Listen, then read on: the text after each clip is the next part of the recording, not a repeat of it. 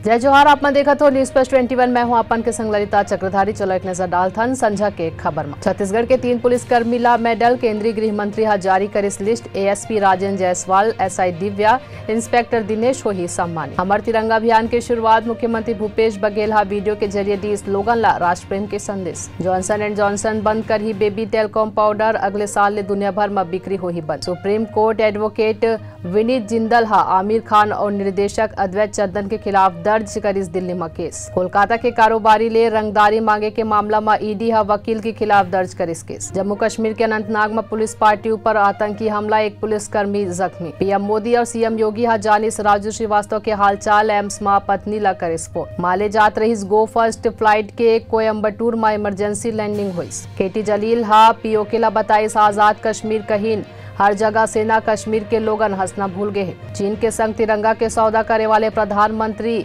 घुसपैठ कैसे देखी, राहुल गांधी के बयान। ऐसे जानकारी ले लगातार अपडेट रहे बर देखत रहो न्यूज प्लस 21 आप मन के हक के बाद।